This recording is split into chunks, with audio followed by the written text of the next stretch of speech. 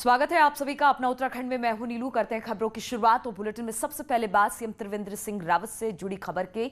तो corona positive आने के बाद सीएम त्रिवेंद्र के सभी प्रोग्राम फिलहाल तो स्थगित कर दिए गए हैं। अल्मोड़ा, चमोली, रुद्रप्रयाग जिले का दौरा भी फिलहाल टाल दिया गया है। 27 दिसंबर को डोईवाला में शिलान्यास का प्रोग्राम भी रद्द कर दिया गया है। इसके अलावा 27 से 29 दिसंबर को सीएम का दिल्ली दौरा होने वाला था, वो भी कैंसिल हो चुका है। आपको बता दें कि प्रधानमंत्री मोदी समेत केंद्रीय मंत्रियों से मुलाकात का सीएम का कार्यक्रम था।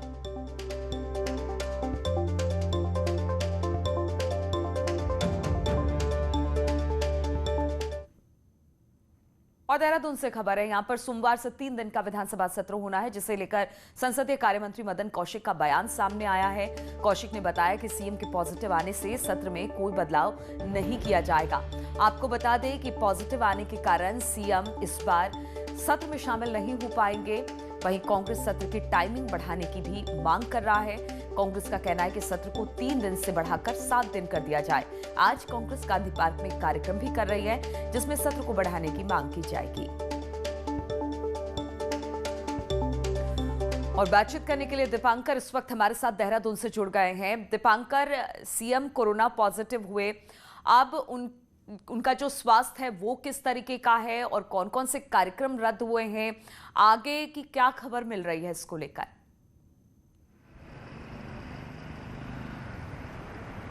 नीलू, फिलहाल जो सबसे बड़ी आशंका इस बात की जताई जा रही थी कि मुख्यमंत्री त्रिवेंद्र सिंह रावत कोरोना पॉजिटिव आए हैं तो सत्र चलेगा या नहीं चलेगा। तो इस बात को लेकर साफ खबर यह है कि सत्र चलेगा। 3 दिन का सत्र है, 21 दिसंबर से लेकर 23 दिसंबर तक का।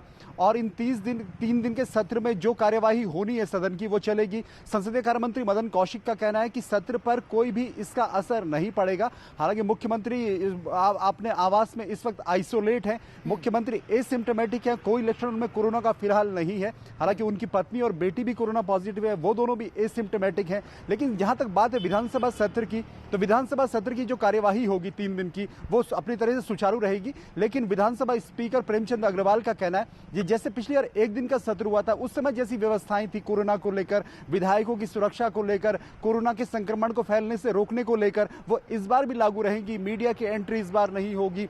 सदन में जो डिस्टेंस रहेगा, सोशल डिस्टेंसिंग, वो फॉलो होगी। यहाँ पर टेम्परेचर की व्यवस्था, मास्क, सैनिटाइजेशन की व्यवस्था, वो पूरी व्यवस्थाएं फिलहाल विधानसभा में की जा रही है नीलू। पर मुख्यमंत्री के फिलहाल जो कार्यक्रम है अगले 10-12 दिन के, वो फिलहाल के लिए कैंसिल कर दिए गए। बिल्कुल दीपांकर, पहले जो सत्र हुआ था 1 दिन का हुआ था, इसे बढ़ाकर 3 दिन का कर दिया गया है। कोरोना काल में जो तमाम नॉर्म्स है उसका पालन किया जा रहा है, लेकिन कांग्रेस इससे भी सेटिस्फाइड नहीं है। उनका कहना है कि 3 से बढ़ाकर 7 दिन कर दिया जाए, जो सदन की कार्यवाही चलेगी वो कम से कम 7 दिन की हो।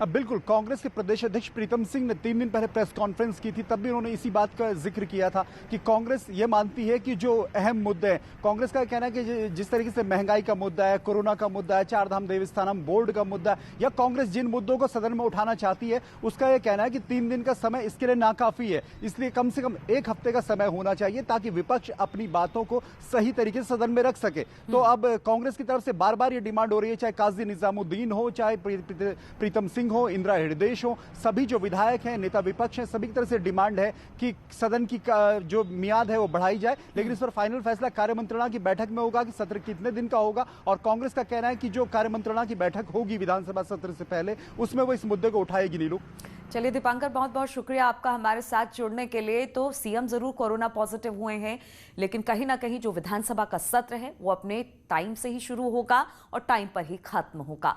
बढ़ते हैं अगली खबर की ओर। बात करते हैं 21 दिसंबर से उत्तराखंड विधानसभा का जो शीतकालीन सत्र शुरू होने जा रहा है, जो कि 3 दिनों तक चलेगा। वहीं मंगलौर विधायक काजी निजामुद्दीन का कहना है कि 3 दिन का समय काफी कम है, क्योंकि सवाल बहुत अधिक है।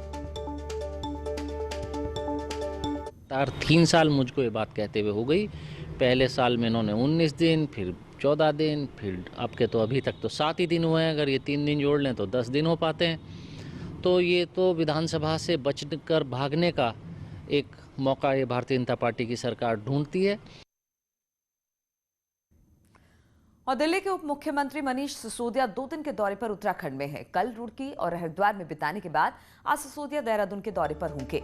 इस दौरान सिसोदिया कई कार्यक्रमों में हिस्सा लेंगे। आम आदमी पार्टी ने 2022 में उत्तराखंड की सभी सीटों पर चुनाव लड़ने का फैसला किया है। ऐसे में ये दौरा काफी अहम माना जा रहा है।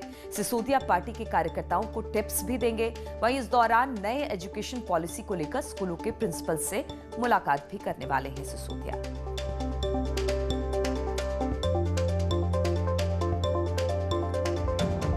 और बातचीत करने के लिए भारती सकलानी इस वक्त देहरादून से फोन लाइन पर हमारे साथ जुड़ गई हैं। भारती, मनीष सिसोदिया आज देहरादून पहुंचने वाले, किस तरीके का कार्यक्रम आज उनका रहने वाला है देहरादून में? देखिए, अभी रिस्पना क्रॉस किया है मनीष सिसोदिया ने, दिल्ली के उप मुख्यमंत्री, और अब वो सीधे जा रहे हैं शहीद स्मारक की तरफ, जहां पर वो राज्य आंदोलनकारियों को श्रद्धा सुमन अर्पित करेंगे, श्रद्धांजलि देंगे। उसके बाद वो इंद्रमणि बडोनी जी की जो मूर्ति है उस पर माल्यार्पण करेंगे घंटा घर में।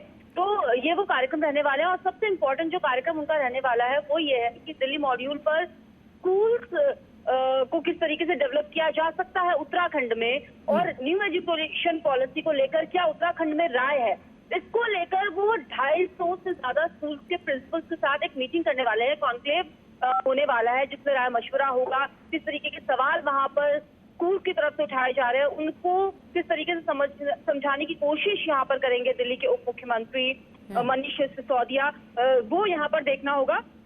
और साथ ही साथ 2022 को लेकर किस तरीके से माहौल बना हुआ है उत्तराखंड में, आम आदमी पार्टी का किस तरीके से जनाधार बढ़ाया जा सकता है, ये वो तमाम मुद्दे हैं जिस पर कार्यकर्ताओं को टिप्स भी देने वाले हैं आज। बिल्कुल भारती, तो कहा जा सकता है उत्तराखंड के लोगों की नब्ज टटोलने के लिए मनीष सिसोदिया वहां पर हैं, और जो बिजली, पानी और स्कूल के मॉडल के साथ वो दिल्ली में उतरे थे, उसी मॉडल को वो उत्तराखंड में भी लाने की सोच रहे हैं। बहुत बहुत शुक्रिया आपका हमारे साथ जुड़ने के लिए।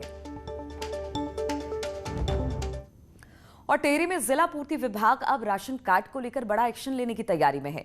विभाग लगातार लोगों से राशन कार्ड के आधार से लिंक के लिए अपील भी करता है, लेकिन कई लोगों ने अभी तक इसे लिंक नहीं कराया है।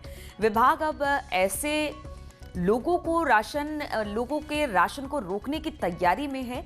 हालांकि जिला पूर्ति विभाग का कहना है कि ज्यादातर लोगों ने राशन कार्ड को आधार से लिंक करा दिया है, लेकिन अब भी कुछ लोगों ने इसे लिंक नहीं कराया। विभाग उन लोगों को जल्द आधार से लिंक कराने की अपील की है। आपको बता दें कि टिहरी जिले में 1.5 लाख से ज्यादा राशन कार्ड धारक हैं।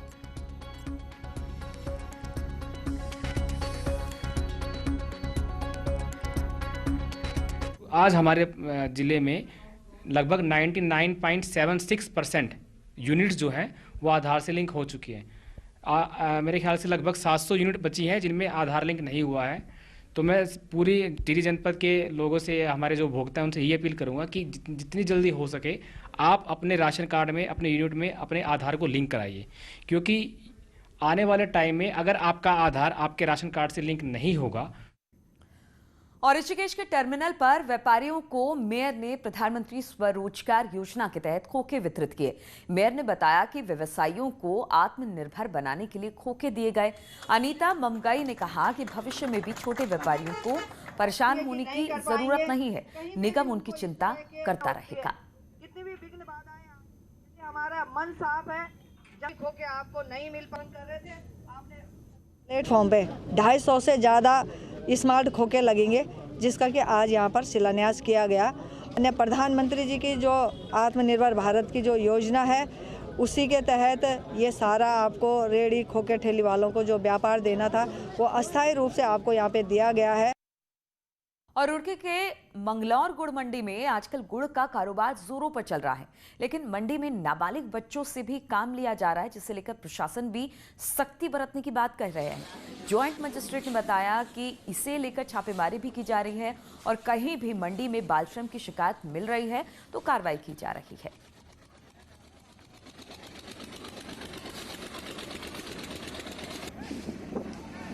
जिस प्रकार से पहले भी शिकायतें आई हैं, उस क्रम में हमने लगातार छापेमारी की है। गुड़ मंडी में भी कई बार छापेमारी की गई है, और कोविड-19 के तहत तो वैसे भी जो हमारे ज़्यादा क्राउडेड स्थान रहे हैं, मंडी इत्यादि, उनमें लगातार हमारे द्वारा इंस्पेक्शंस किए गए हैं। और नैनीताल से खबर है, यहाँ पर 25 दिसंबर से विंटर कार्निवल शुरू होने जा रहा है, लेकिन इस बार सरकार ने कार्निवल के जरिए ग्रामीण इलाकों को रोजगार से जोड़ने की पहल की है, जिसमें दूरस्थ इलाकों में कार्यक्रम आयोजित किए जाएंगे। पर्यटकों को नए टूरिस्ट डेस्टिनेशन तक पहुंचाने के लिए कोटा बाग में पैराग्लाइडिंग प्रतियोगिता आयोजित होगी, तो हॉट एयर बलून्स, MTB जैसे साहसिक खेलों का भी आयोजन किया जा रहा है। विंटर कार्निवल के दौरान ट्रैकिंग, रॉक क्लाइंबिंग का भी आयोजन किया जाएगा। नैनीताल विधायक संजीव आर्य ने कहा कि सरकार का प्लान है कि ग्रामीणों को रोजगार से जोड़ने के लिए ग्रामीण इलाकों में विंटर कार्निवल पर फोकस किया जाए।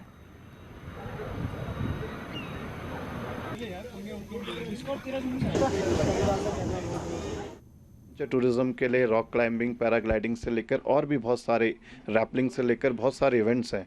अगर ये गतिविधियां शुरू हो गई तो वहाँ के स्थानीय स्तर पर भी एडवेंचर टूरिज्म के माध्यम से रोजगार भी उपलब्ध होगा और आने वाले समय में इन गतिविधियों में पर्यटक वहाँ पर पहुँचेंगे भी। और रामनगर से खबर लेते हैं। यहाँ पर कॉर्बेट टाइगर रिजर्व में एक बार फिर टाइगर मॉनिटरिंग के लिए फेज 4 की गणना की जा रही है। देश के सभी टाइगर रिजर्व में हर साल बाघों की गणना की जाती है, जिसमें कैमरा और ट्रैप के जरिए गणना कर टाइगर रिजर्व बाघों का मिनिमम नंबर निकालता है। इस बार कॉर्बेट में ये गणना 5 दिसंबर से शुरू की गई है। इसके लिए रामनगर टाइगर रिजर्व में करीब 250 जोड़ी कैमरों का इस्तेमाल किया जा रहा है, जबकि कालागढ़ टाइगर रिजर्व में ये कैमरे बाद में लगाए जाएंगे। इसमें 270 जोड़ी कैमरों के प्रयोग किए जाएंगे। बीते साल फेज 4 की गणना में कॉर्बेट में 252 बाघ होने की पुष्टि हुई थी। रिजर्व में प्रत्येक वर्ष जो है फेज़ 4 मॉनिटरिंग जिसमें सिर्फ कैमरा ट्रैप के माध्यम से टाइगर्स का मिनिमम नंबर निकालते हैं, वो किया जाना होता है प्रत्येक वर्ष।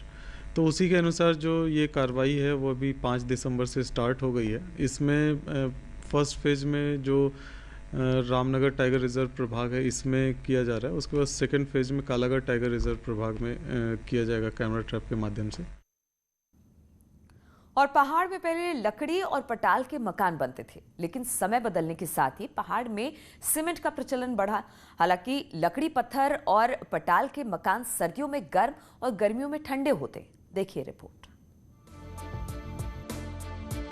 पहाड़ में लकड़ी और पटाल की उपलब्धता अधिक होने के कारण पुराने लोगों ने पहाड़ में लकड़ी, पत्थर और मिट्टी के मकान बनाए। तब आसानी से पत्थर और लकड़ी मिल जाती थी, उन्हें बनाने वाले कारीगर भी। लेकिन समय के साथ सब कुछ बदलता गया। लकड़ी की जगह सीमेंट और पटाल की जगह लोहे और मिट्टी की जगह रेते ने ले ली, जो अब चलन में आ गया है। हमारे जो पूर्वज थे उनका वैज्ञानिक दृष्टिकोण पक्का था इसके पीछे, लेकिन अब आधुनिक समय में दिक्कत क्या है, लकड़ी के लिए आपको परमिशन चाहिए और लकड़ी बहुत महंगी हो गई है। वो लोहे के मकान या ईंट के मकान सस्ते बैठते हैं। पत्थर महंगा हो गया है, पत्थर का अब इजीली उपलब्ध नहीं है, कई दिक्कतें हैं। लकड़ी और पटाल के मकानों में 2 से 3 दशकों में रिपेयरिंग करनी पड़ती है। वहीं आधुनिकता के दौर में पहाड़ के लोग भी अपनी पारंपरिक कला को छोड़कर सीमेंट और लोहे को प्राथमिकता दे रहे हैं। बड़ा महंगा बैठ रहा है, इसलिए आजकल लोग उसकी वो न जा करके जो जनरल चलन में आ रहा है सीमेंट के नए मॉडर्न तरीके के रूप में अपने मकानों का निर्माण कर रहे हैं। कुछ लोग होम स्टे के बहाने ही लकड़ी और पत्थर के मकानों को बनाने का प्रयास कर रहे हैं, जो पहाड़ में आने वाले पर्यटकों की भी पहली पसंद बन रहे हैं। हालांकि वन अधिनियमों के कारण लोगों को इसमें परेशानी हो रही है। न्यूज़ 18 के लिए अल्मोड़ा से किशन जोशी की रिपोर्ट। और राज्य में पलायन बड़ी समस्या रहा है और कई बार पलायन आयोग भी गठित हुए, लेकिन पहली बार पलायन आयोग कुछ परिणाम देता हुआ नजर आ रहा है।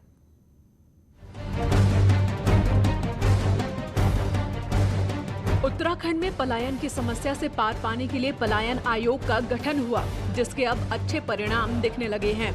आयोग का दावा है कि उनके सुझावों के बाद ग्रोथ सेंटर जैसी योजनाएं सुपरहिट साबित हुई, जिसके बाद से प्रदेश भर में 100 से ज्यादा ग्रोथ सेंटर खोले जा चुके हैं। आयोग का कहना है कि सीएम स्वरोजगार योजना से लेकर गैरसैंण में खोला गया कौशल विकास केंद्र भी उनके सुझावों का परिणाम है। और आज राज्य में 20 से ज्यादा प्लांट पर पिरूल से बिजली बन रही है। सरकार से बार बार सिफारिश कर रहे हैं कि साहब आप लोगों का कौशल विकास करिए, तो कौशल विकास पे भी बहुत फोकस आ गया है। गैरसैंण में कौशल विकास केंद्र बन गया है। मैं स्वयं वहाँ गया था, जो कि सेंटर ऑफ एक्सीलेंस COE के नाम से जाना जाएगा। सरकार और आयोग का दावा है कि पलायन आयोग रिवर्स माइग्रेशन में उपयोगी साबित हुआ है और ये तब हुआ जब सरकार ने सुझावों को नीतियों में शामिल किया। जिला स्तर से नीचे जाकर गांव स्तर तक बहुत ही मेहनत करके और सारी योजना बनाई है कि किन किन गाँव में पलायन के कारण क्या है, उनको सर्च किया है, रिसर्च हुआ है, उनके आधार पर सरकार ने कई बार कार्रवाई भी की है। पलायन आयोग अब तक 7 जिलों की सामाजिक आर्थिक स्थिति पर रिपोर्ट सरकार को सौंप चुका है। अब बाकी 6 जिलों की रिपोर्ट के साथ धरातल पर इसे लागू करना अगला लक्ष्य माना जा रहा है। देहरादून से न्यूज 18 के लिए सुनील नवप्रभात की रिपोर्ट। और खबर रामनगर से लेते हैं, जहां पर कॉर्बेट टाइगर रिजर्व के ठिकाला से एक बाघ द्वारा हिरन के शिकार की तस्वीर सामने आई। बाघ हिरन का शिकार कर सड़क को पार करता दिखाई दे रहा है।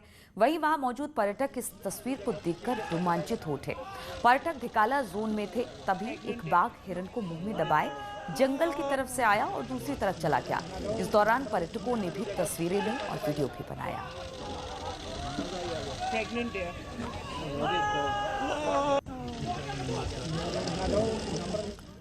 और पूर्व सीएम हरीश रावत ने देहरादून में अपने घर पर माल्टा पार्टी दी।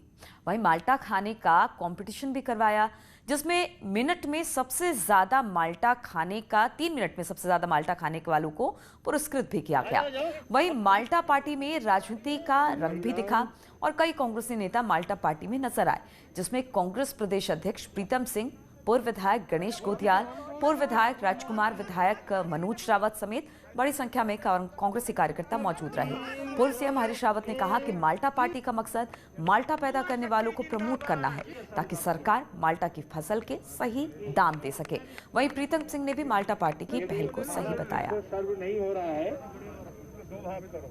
कि सरकार का ध्यान जाए, क्योंकि माल्टे की जिस तरीके से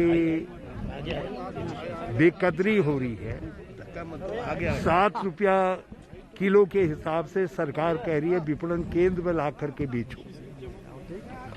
जब सरकारी 7 रुपया उसका मूल्य निर्धारित कर रही है, तो बाजार में मूल्य कहाँ मिल पाएगा। आज हरीश रावत जी ने इसकी ब्रांडिंग के लिए जो है माल्टा पार्टी यहाँ पर आयोजित की, तो मैं समझता हूँ कि ये एक अच्छी पहल है कि हम उत्तराखंड राज्य के अंदर जो उत्पाद है उसको जन जन तक पहुँचाने का काम करें।